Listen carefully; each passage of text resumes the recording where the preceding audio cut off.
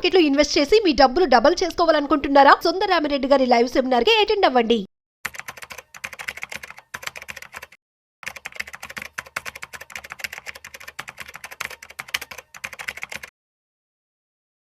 Hi everyone, welcome to Suman TV. నా పేరు రమేష్ పసుపులేటి. నేను ఫైనాన్షియల్ ప్లానర్ని, మ్యూచువల్ ఫండ్ డిస్ట్రిబ్యూటర్ని. సో ఈరోజు మనము యాక్చువల్గా ఏంటంటే మనం లాస్ట్ వీడియోలో హోమ్ లోన్ తొందరగా ఎలా క్లోజ్ చేయాలి అంటే ఒక వితిన్ 10 ఇయర్స్లోనే ఒక 20 ఇయర్స్ లోన్ తీసుకున్నా కూడా మనం 20 ఇయర్స్ పాటు కట్టకుండా, ఎందుకంటే 20 ఇయర్స్ కడితే మనం మోర్ దాన్ డబల్ కడతాం కాబట్టి బ్యాంక్కి 10 ఇయర్స్లోనే ఎలా క్లోజ్ చేసుకోవాలి అంటే 10% టాప్అప్ తోటి 10 ఇయర్స్లో మనం ఎలా క్లోజ్ చేయాలో చూసాం. అలాగే 5% టాప్అప్ చేసినా కూడా వితిన్ 12 ఇయర్స్లోనే లోన్ క్లోజ్ అయిపోతుంది. అదే సపోజ్ 15% టాప్అప్ చేసినా కూడా మనకి 8 ఇయర్స్లో క్లోజ్ అవుతుంది. అదే 20% టాప్అప్ చేస్తే మనకి 7 ఇయర్స్ లోపే హోమ్ లోన్ మొత్తం క్లోజ్ అయిపోతుందని విన్నాం. యాక్చువల్లీ ఓకే, మనం హోమ్ లోన్ తీసుకుంటే ఇవంతా ప్రాసెస్. చాలామంది హోమ్ లోన్ తీసుకునేటప్పుడు ఇవాళ కన్సిడర్ చేయాల్సిన విషయాలు కొన్ని ఉన్నాయి. అవి ఏంటంటే చాలామంది మిడిల్ క్లాస్ వాళ్ళు, సపోజ్ 35-45 శాలరీ వస్తున్న వాళ్ళు ఒక 1 crore హౌస్ తీసుకోవాలనుకుంటున్నారు. అంటే 1 crore హౌస్ తీసుకోవాలంటే వాళ్ళు ఫస్ట్ ఆలోచించాల్సింది ఏంటంటే డౌన్ పేమెంట్ 20% వాళ్ళు డౌన్ పేమెంట్ చేయాలి. 20% డౌన్ పేమెంట్ అంటే దాదాపు 20 లక్షలు డౌన్ పేమెంట్ చేయాలి. 20 లక్షలు డౌన్ పేమెంట్ చేస్తే 80 లక్షలు లోన్కి వెళ్తే 80 లక్షల్లో మనకి 20 ఇయర్స్ లోన్ తీసుకున్నా కూడా 70,000, 8.5% ఇవాళ ఉన్న ఇంట్రెస్ట్ రేట్ తీసుకున్నా కూడా 8.5% తీసుకున్నా కూడా 70,000 ఈఎంఐ కట్టాలి 20 ఏళ్ళు టర్మ్ పెడితే. సో మనకి అంత అంటే 45,000, 50,000 శాలరీ ఇచ్చే వాళ్ళకి 70,000 లోన్ ఎట్లా కట్టగలుగుతారు? అదొకసారి ఆలోచించాలి. ఇంకా రెండో విషయం వాళ్ళు ఆలోచించాల్సిన విషయం ఏంటంటే సపోజ్ 20 లక్షలు మనం ₹1,00,00,000 హౌస్కి 20 లక్షలు మనం డౌన్ పేమెంట్ కట్టుకున్నా కూడా సరిపోతుందా? ఎందుకంటే మళ్ళీ రిజిస్ట్రేషన్ ఛార్జెస్ ఉంటాయి. 1 crore హోమ్ అంటే మనకు 7.5% ఆల్మోస్ట్ గవర్నమెంట్కే ట్యాక్స్ కట్టాలి మనం. 7.5% అంటే 7,50,000 మనం గవర్నమెంట్కి ట్యాక్స్ కట్టాలి. మళ్ళీ అది కాకుండా ఇవాళ రేపట్లో 1 crore హౌస్ కొన్నారు, సరే దానికి అట్లీస్ట్ 10 lakhs రెనోవేషన్కి అవుతుంది.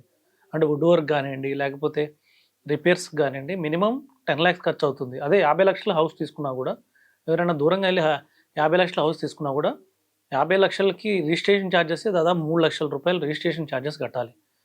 3,50,000 వరకు రిజిస్ట్రేషన్ ఛార్జెసే పడుతున్నాయి. మళ్ళీ అవి కాకుండా మళ్ళీ వుడ్ వర్క్ ఒక 5 నుంచి 7 lakhs వరకు. ఇలాంటి అంటే రెనోవేషన్ ఎలా ఉంటుందంటే మనం అనుకున్న రేటు కన్నా ఎప్పుడైనా కానీ ఆల్మోస్ట్ 70%, 50 to 70% ఎక్కువ పడుతుంది మనకి. మనం ఎస్టిమేషన్ 5 lakhs అనుకుంటే అది 7 lakhs లేకపోతే 8 lakhs దాకా వెళ్ళిపోతుంది. అదే మనం 5 lakhs 4 lakhs అనుకుంటే అది ఒక 7 lakhs దాకా వెళ్తుంది. సో ఇలాగా అన్ఎక్స్పెక్టెడ్ ఎక్స్పెన్సెస్ ఉంటాయి.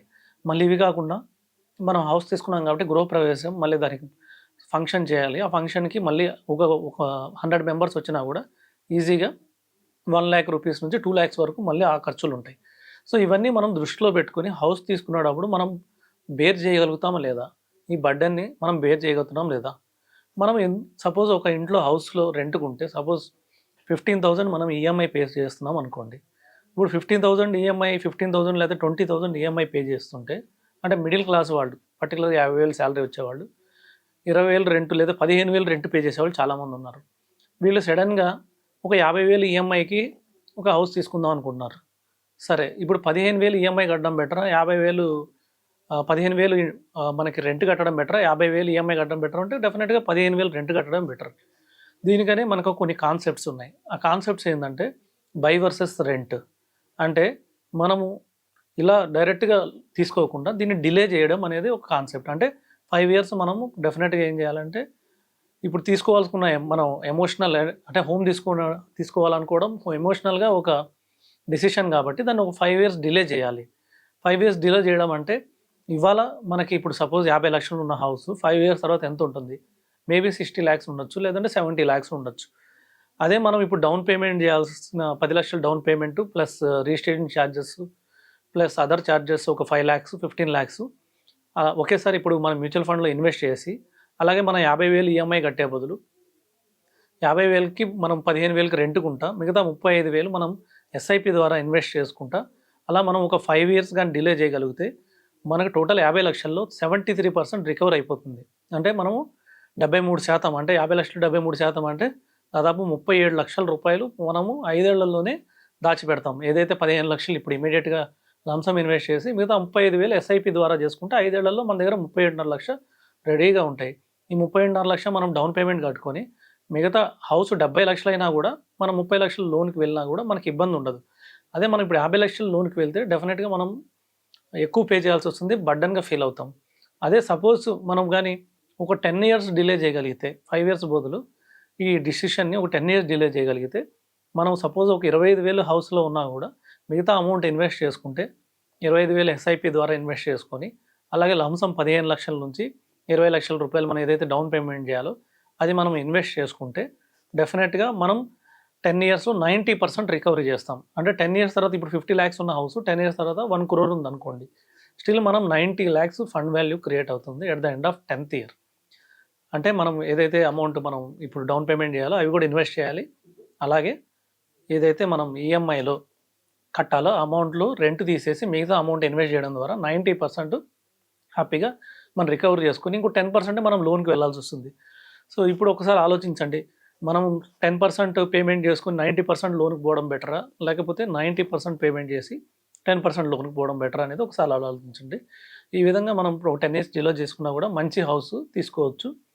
అందుకనేసి రష్ కావద్దు. ఇంకోటి వచ్చి మన స్తోమత ఏంటి, సో మన ఫైనాన్షియల్ ప్లానింగ్ ఏంటి, మన ఎక్స్పెన్సెస్ ఎంత, మనకు వచ్చే జీతం ఎంత.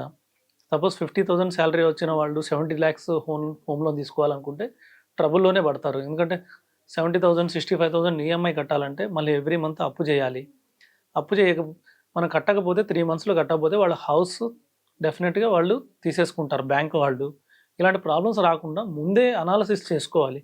కొంతమంది ఇవన్నీ ఎమోషనల్ డెసిషన్స్. కొంతమంది ఏంటంటే సపోజ్ ఒక హౌస్ ఇప్పుడు 80 lakhs ఉంది, 70 lakhs సడన్గా అమ్ముతున్నారు అనుకొని మనం కూడా డిసిషన్ తీసుకుంటాం. స్టిల్ అప్పటికి ఏంటంటే మనం పే చేయగల కెపాసిటీ ఉందా లేదా మనకి, ఇవన్నీ. ఎందుకంటే చిల్డ్రన్ ఉంటారు, చిల్డ్రన్ ఫీ పే చేయాలి.